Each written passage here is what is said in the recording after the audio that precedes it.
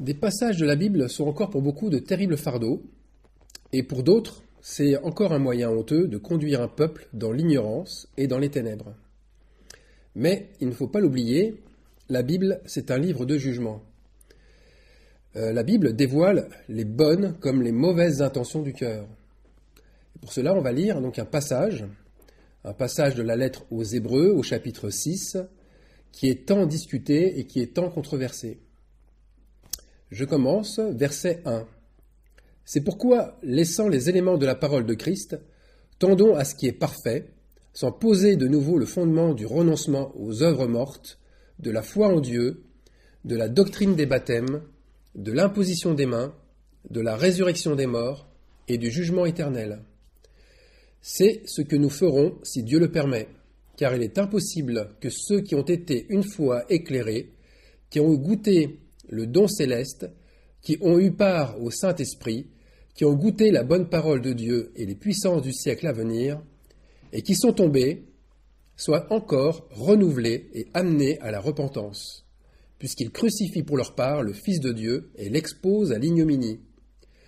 Lorsqu'une terre est abreuvée par la pluie, qui tombe souvent sur elle, et qu'elle produit une herbe utile à ceux pour qui elle est cultivée, elle participe à la bénédiction de Dieu. Mais si elle produit des épines et des chardons, elle est réprouvée et près d'être maudite, et on finit par y mettre le feu. Terrible passage. Eh bien, ce passage d'Hébreux 6 fait bien souvent l'effet d'un fardeau, et que dis-je, d'un énorme fardeau. Combien se sont-ils condamnés eux-mêmes ? Il y a plusieurs mots chocs dans les versets que j'ai annoncés, et qui sont employés ici. Il est impossible pour ceux qui ont été éclairés une fois. Il y a aussi l'herbe réprouvée, maudite, et on y met le feu. Alors il y a, c'est sûr, une phase de non-retour possible dans le cas cité par Paul. Mais là aussi, il est important de bien comprendre le contexte dans son sens général et aussi dans son sens particulier, et afin de ne pas tout mélanger. Ce verset a tellement été interprété de multiples manières, et surtout à la sauce de ceux qui croient tout savoir, c'est-à-dire les élites religieuses, mais aussi de certains évangélistes, et même de chrétiens plus sages, se disant plus sages que d'autres. C'est pour ça qu'en fait son sens est resté souvent très caché. Première interprétation classique, je dis bien interprétation. Ceux qui se seraient repentis et qui auraient reçu le Saint-Esprit n'ont plus besoin de se repentir à nouveau, sinon ils crucifient le Fils de Dieu une nouvelle fois. Ils rendraient sans effet le don et le sacrifice de Jésus sur la croix. Car comme Jésus, le Fils de Dieu, a donné sa vie une fois pour nous, pour tous et pour tous nos péchés, nous n'aurions plus à nous repentir sans cesse, puisqu'il nous a définitivement purifiés. Moi, je donne juste un conseil par rapport au message que j'avais annoncé. Allez relire Lévitique, chapitre 12. J'en parle dans le message sur 15h33, l'heure de vérité. Deuxième interprétation classique. Celui qui retomberait dans le péché, après avoir reçu le don du Saint-Esprit, se condamnerait. Et il se condamnerait définitivement, puisqu'il n'aurait plus de pardon, plus de repentance possible venant du Seigneur. Je ne sais pas si vous imaginez ici, ça va très loin. Ça signifie, ni plus ni moins, que le Seigneur devient l'accusateur des frères.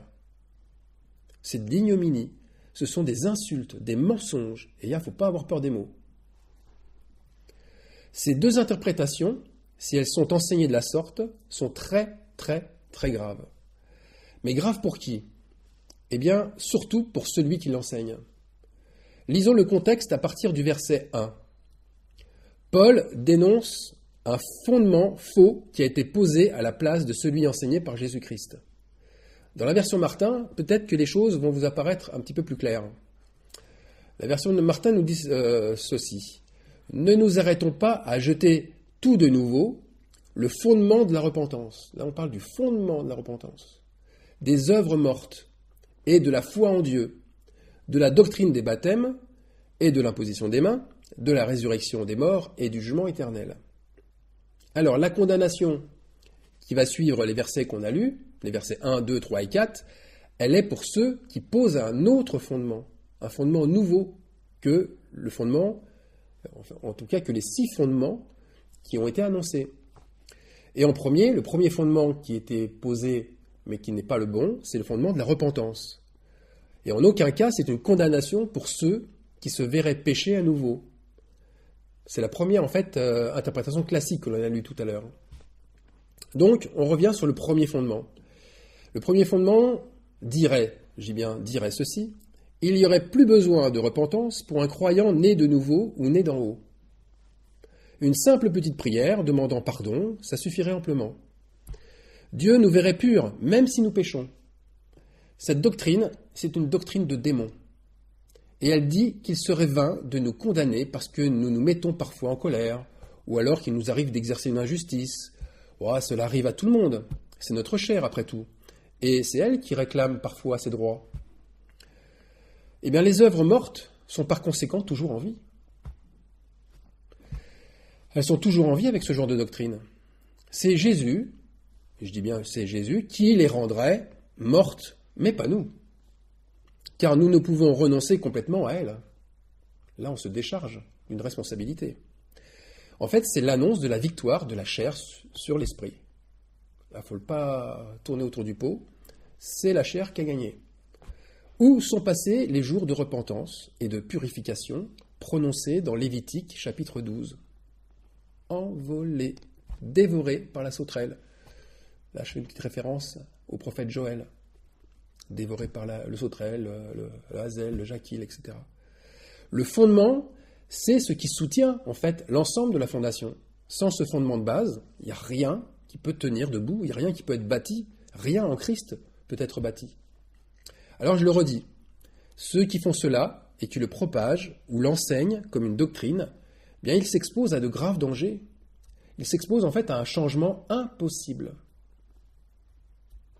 Et on va le voir avec les autres fondements. Deuxième fondement, c'est le fondement de la foi en Dieu. Là, je vous renvoie à mon message, toujours un ancien message, sur « Va, ta foi t'a guéri ». On enseigne que la maladie serait une conséquence d'un manque de foi. Ou à l'inverse, que l'on devrait avoir foi dans la prière de celui qui a reçu un don par le Seigneur. Ce qui devrait s'enseigner, c'est tout autre chose, rien à voir. La foi qui sauve l'âme n'est qu'en Jésus-Christ, et lui seul. C'est le salut céleste le plus important. C'est la foi en Jésus-Christ. Le premier commandement, c'est pas d'avoir la foi, c'est d'aimer Dieu de tout ton cœur, de toute ton âme, de toutes tes pensées, de toutes tes forces. C'est ce qu'il y a de plus important. Une foi différente, ça détourne de la vérité. Troisième fondement. On a parlé tout à l'heure du fondement de la doctrine des baptêmes. Jésus nous a montré 3 baptêmes. Le baptême d'eau, le baptême de sang et le baptême d'esprit. Et il y en a un qui sauve, c'est le baptême d'esprit. Alors combien annoncent de faux baptêmes ? Combien annoncent de faux baptêmes d'eau ? Combien baptisent des laïcs qui n'aiment pas le Seigneur, mais qui préfèrent leur péché ? Combien baptisent pour faire des membres d'église, sans se soucier de leur renoncement aux œuvres mortes, c'est-à-dire de leur chair ? Combien annoncent un baptême d'esprit, alors qu'il n'y a que des dons d'esprit manifestés ? Combien annoncent d'autres baptêmes ? Le baptême des nouveau-nés, le baptême de mort, le baptême à la place des morts, le baptême pour les morts, etc., etc.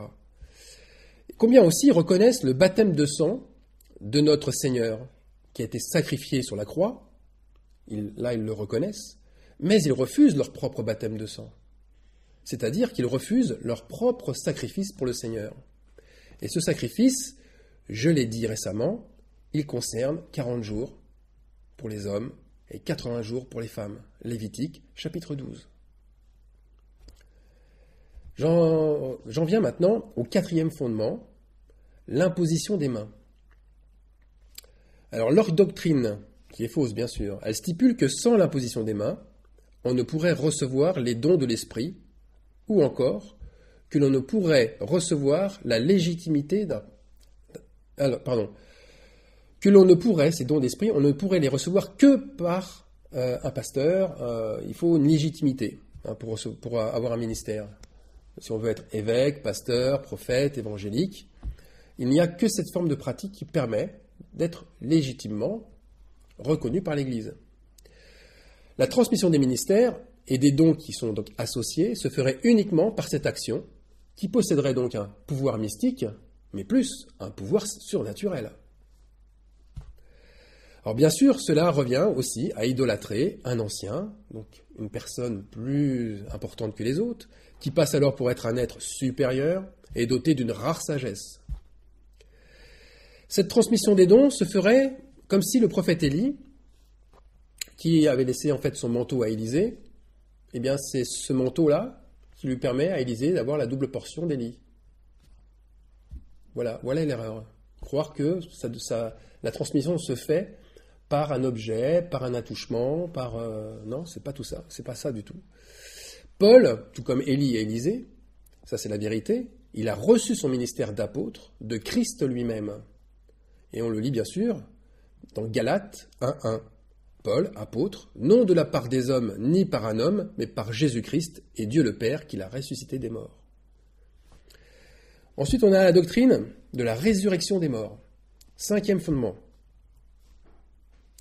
Il y a une fausse doctrine qui court. C'est la suivante. Jésus est mort et ressuscité pour nos péchés. Bon, ça c'est vrai. Jusqu'à là, tout est vrai.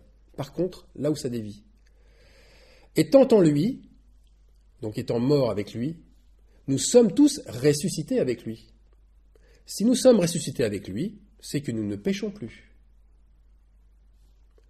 Or, cela remet en cause une nouvelle fois le fondement de la repentance. Plus besoin de repentance pour celui qui se serait repenti une fois, puisque maintenant, il serait ressuscité avec Jésus. Alors quand on établit une telle doctrine, eh bien on abolit la loi, on aseptise complètement l'accomplissement de Jésus, et cela revient à croire la chose fausse suivante, que le sang de Jésus couvrirait tous les péchés une fois que l'on s'est mis à croire en Dieu. Mais il n'y a pas plus faux que ça. Comme si Dieu nous verrait purs grâce à son sang versé sur la croix, et même en étant encore impurs par nos fautes. Comme si quelque chose d'impur pouvait rentrer en présence de Dieu. Ah non, il a mis son sang devant, donc ça y est. C'est complètement tordu. La confession des péchés, elle aussi, serait à peine utile, tout comme la conversion. Elle s'arrêterait à être juste un bon citoyen qui respecte les lois du pays sans oublier les lois de son Église. Attention, il faut quand même respecter aussi les lois de l'Église. Alors, la vraie doctrine, elle est bien différente. La mort et la résurrection de Jésus, c'est elle qui nous purifie, bien sûr, si, et seulement si, et là il y a une condition, nous manifestons que nous sommes vraiment morts au péché. C'est celui qui est mort en Christ, c'est ce croyant-là qui ne pêche plus. Cet état-là n'est pas fictif, elle n'est pas, comme on pourrait dire, spirituel. C'est un état bien réel. Alors attention, ce n'est pas Jésus qui crucifie notre chair à notre place, mais c'est bien nous. Et nous par des actes et non par la foi seule. Et les jours de repentance, comme les jours de purification, eh bien ces jours témoignent de notre bonne volonté à vouloir crucifier notre chair. Une foi qui est virile, donc une foi virile de la sorte, c'est vrai, cette foi nous permettra de ressusciter à notre tour au moment où le Seigneur daignera nous prendre. Alors, autre chose, le rachat de notre corps. Le rachat de notre corps ne se fera pas à la résurrection des morts, mais comme beaucoup le croient et comme beaucoup l'enseignent, mais écoutez bien, à la mort de notre chair, quand plus aucun péché ne sera attaché à notre corps. C'est à ce moment précis que nous serons libérés de notre corps et assujettis uniquement à l'Esprit Saint. Alors pourquoi c'est si important de croire comme cela ? Eh bien, c'est primordial, car l'adoption, qui est le rachat de notre corps, se fait ainsi. Il faut relire Romains 8, 23. Si nous ne sommes pas adoptés ici-bas, nous ne pourrons pas partager la gloire du Seigneur et nous ne pourrons pas manifester la puissance des 7 tonnerres. Il n'y a que seuls l'épouse de Christ qu'il manifestera. Là aussi, c'est une doctrine de démon que de croire qu'on n'a pas besoin, que notre corps ne sera pas racheté sur cette terre. C'est une hérésie de croire aussi que le fait de naître d'en haut, donc d'être une nouvelle créature, fait de nous aussi des êtres qui sommes vus sans péché aux yeux de Dieu. Nous sommes, c'est vrai, une nouvelle créature aux yeux de Dieu. Mais cette nouvelle créature fait que nous avons les yeux grands ouverts sur nos péchés. C'est ça la différence. C'est que nous devenons conscients du péché. C'est bien différent que la doctrine qui efface les péchés sans qu'on ait quoi que ce soit à faire. Une personne consciente, elle peut alors décider librement de s'écarter du péché ou pas. Alors, mettons, comme nous le dit l'apôtre Jacques cette fois-ci, la parole en pratique, sans nous tromper par de faux raisonnements. Jacques 1, 22. Plongeons nos regards dans la loi parfaite, car là aussi, il faut le dire et le dénoncer, ce n'est pas le péché qui est fautif, c'est vous qui ne voulez pas vous en séparer, car vous préférez le plaisir qu'il vous procure. C'est tellement facile de dire, ce n'est pas moi, c'est le péché. C'est le péché qui est en moi qui fait son œuvre, car mon corps, il n'a pas encore été racheté. Au jour où il sera racheté, le péché il disparaîtra complètement. Mais tant que je suis vivant, j'ai un corps de péché. Il faut arrêter de justifier nos actes en nous appuyant faussement sur l'Épître aux Romains. Ce n'est pas ce que l'Épître aux Romains dit. Alors on passe maintenant à la 6e doctrine, au 6e et dernier fondement, qui est le jugement éternel. Le jugement ne concernerait que ceux qui profèrent de leur bouche que Jésus n'est pas Dieu. Ou le jugement ne concernerait que ceux qui s'opposeraient directement aux soi-disant pasteurs, aux soi-disant évêques, aux soi-disant apôtres, ou encore que ce jugement s'opposerait à des croyants qui sont dénués d'intelligence, dénués de connaissances, bref, des chrétiens benets. C'est ce qu'on appelle les vierges folles, enfin, ce que certains appellent les vierges folles. Eh bien, ces personnes-là enseignent que le jugement se ferait uniquement au ciel, mais qu'il ne le sera pas sur terre. Alors que la volonté de Dieu, elle est tout autre. C'est que tout ce qui est fait au ciel le soit sur la terre. C'est la prière que Dieu nous enseigne à faire. Que ta volonté au ciel se fasse sur la terre. Donc ces gens-là continuent en disant que l'enfer, c'est les temps de feu et que ce serait après la deuxième mort. Mais ils oublient une chose. Ils oublient que le séjour des morts est ce qui attend tous ceux qui ne croient pas au Fils de Dieu ou qui l'ont renié par leur attitude et leur comportement, tous ceux qui se proclament eux-mêmes Dieu dans leur Église. Le séjour des morts, c'est déjà l'enfer. Et ceux qui ont eu des visions de cet endroit sont terrifiés. Et il y a de quoi. Et rappelons-nous aussi la parabole de Jésus concernant Lazare. Lazare, le riche, qui priait qu'Abraham trempe son doigt dans l'eau pour l'appliquer sur sa langue afin d'atténuer ses douleurs insoutenables, terribles. Cette parabole, elle n'est pas dénuée de sens, bien au contraire. En fait, Paul exhorte ses frères et sœurs à tendre vers ce qui est parfait et à laisser de côté toutes ces choses que nous venons de dénoncer. Rétablissons dans nos vies ce qui est parfait. Tendons vers ce qui est parfait. Et ce qui est parfait, ça veut dire accompli, irréprochable. Là encore, un pied de nez à ceux qui surestiment le pouvoir de leur chair, à ceux qui ne veulent pas accomplir leur jour de repentance et leur jour de purification. Excusez-moi, j'en reviens toujours à la même chose, mais j'enfonce le clou, parce qu'il faut l'enfoncer. Alors, ceux qui ont ce genre de doctrine, ils ont goûté au don céleste, c'est ce que nous dit Paul. Ils ont eu part au Saint-Esprit. Ils ont goûté la bonne parole de Dieu et les puissances du siècle à venir. En d'autres mots, ils ont été oints pour annoncer la bonne parole. Dieu ne les a jamais rejetés. Il leur a même apporté, sur un plateau d'argent, la nourriture du ciel. Ils ont été, comme on l'a lu dans Hébreux 6 au verset 7, une terre abreuvée par la pluie qui est tombée souvent sur elle. Dieu les a amenés aux sources d'eau vive, aux sources de sa parole. Il n'a rien caché de ses intentions, sans rien diminuer de sa puissance, de sa parole. Résultat, ces serviteurs, qui étaient ingrats, méchants, au cœur dur, ils ont préféré mélanger cette eau pure de la parole qu'ils recevaient avec une eau frelatée, empoisonnée. C'est pourquoi Paul dit qu'ils sont tombés. Mais ils sont tombés par rapport à quoi? Ils sont tombés dans leurs anciens péchés. Ils ont préféré les œuvres de leur chair à celles de l'esprit. Ils ont préféré satisfaire leurs ambitions narcissiques plutôt que l'édification des brebis, l'édification du corps de Christ. Alors j'en avais parlé dans mon deuxième message sur la trompette de l'Apocalypse. Ils sont tombés un peu comme cette haute montagne qui, embrasée, elle fut jetée dans la mer.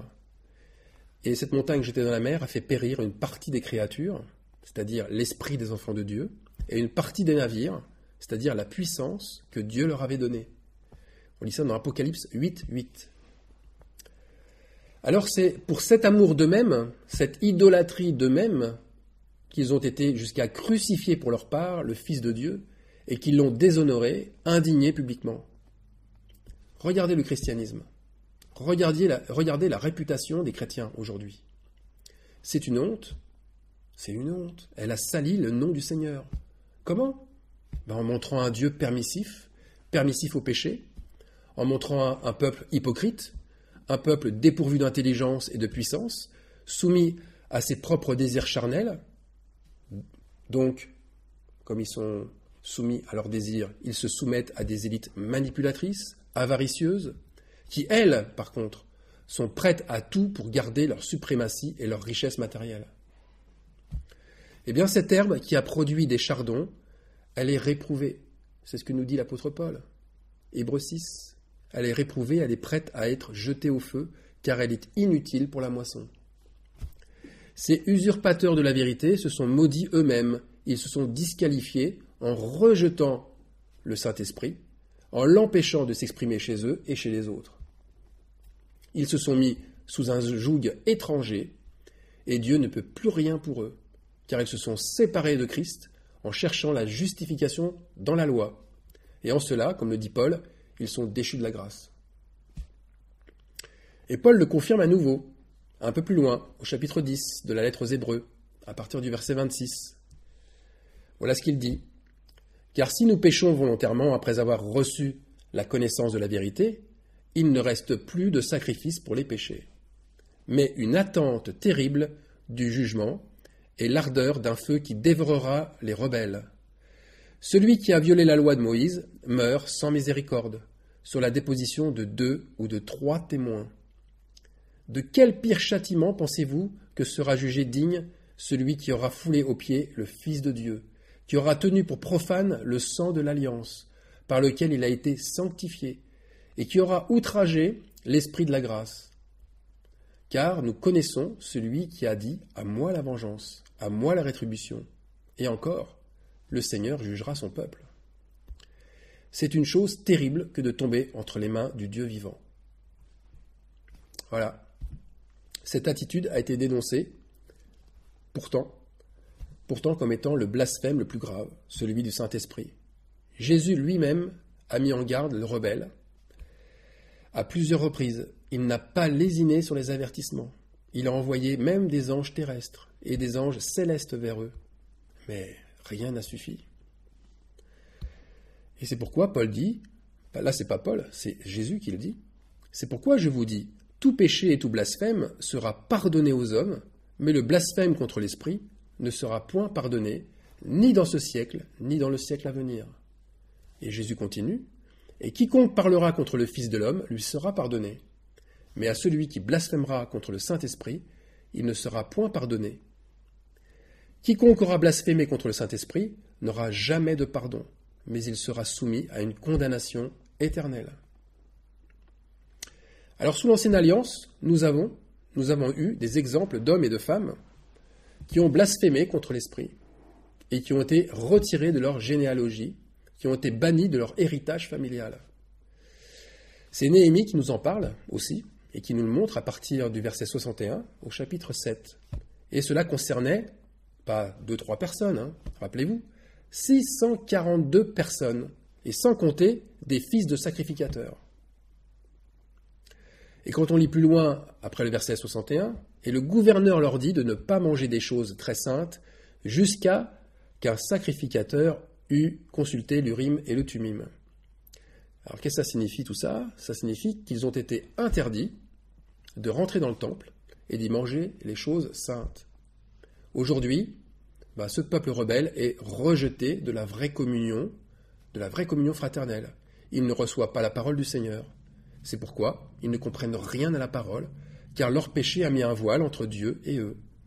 C'est pourquoi ils ne supportent pas non plus la présence d'hommes et de femmes au cœur droit, qui leur disent la vérité souvent. Aussi, ils sont livrés à leur mauvais penchant, jusqu'au jour de leur répudiation totale. Alors pour nous, qui sommes bien-aimés du Seigneur, après les avoir avertis dans l'amour, mais avec fermeté, nous devons nous garder de fréquenter de telles personnes. Gardons-nous de prêter attention à leurs discours, qui sont empreints de malice et de fables. Ils n'ont dans le cœur qu'un intérêt qui est inique et égoïste. Si nous ne pouvons pas nous éloigner d'eux, il n'y a pas à s'inquiéter, Dieu fera qu'ils s'éloignent de nous. C'est Dieu qui fait les choses.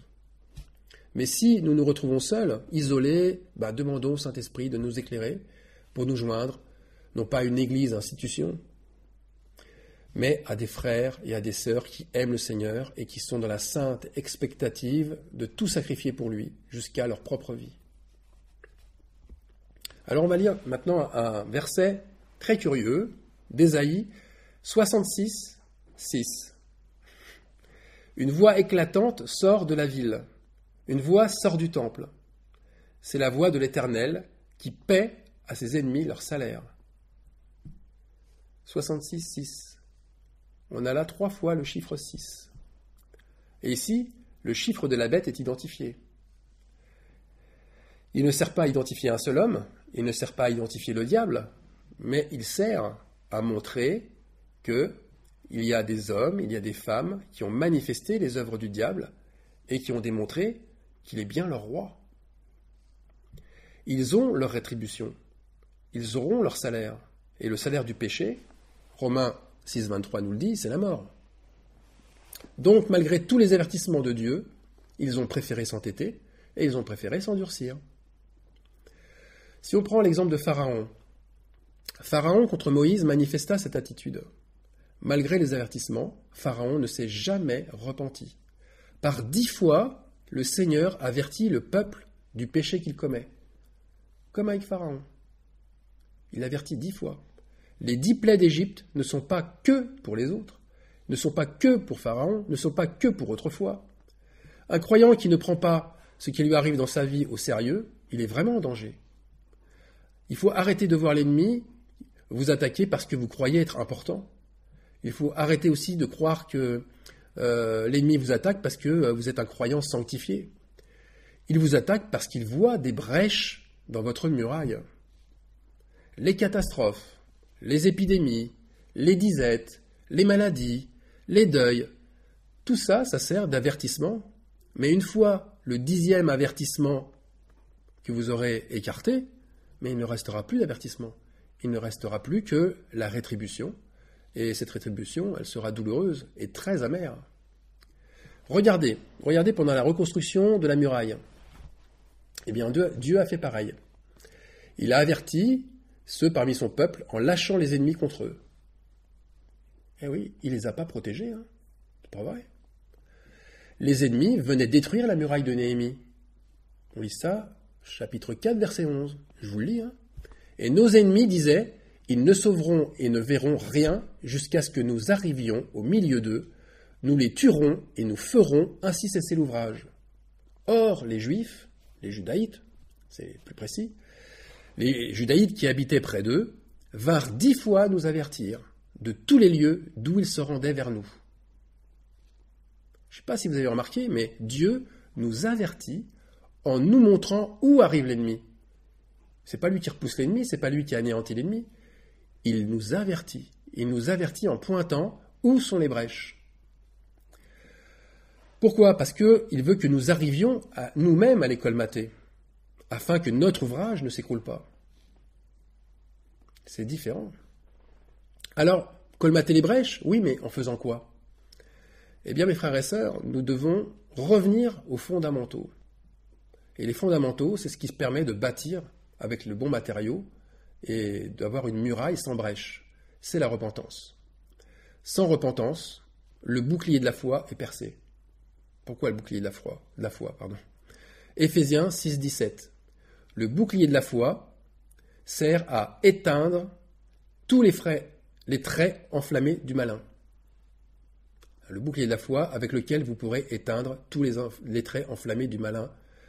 C'est ce que nous dit Paul.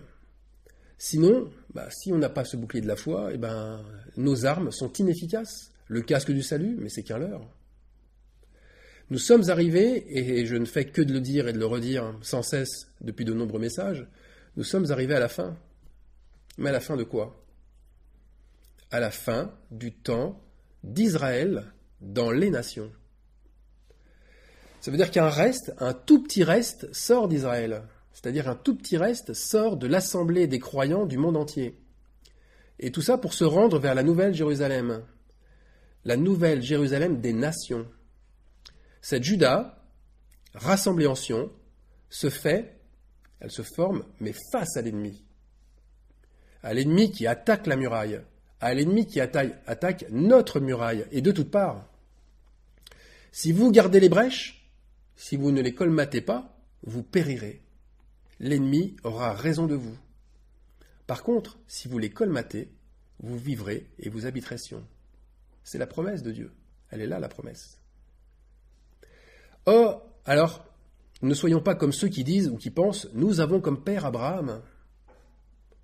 Mais produisons du fruit digne de la repentance. Faisons comme le criait justement le prophète Jean dans le désert. Montrons les fruits de notre repentance effective.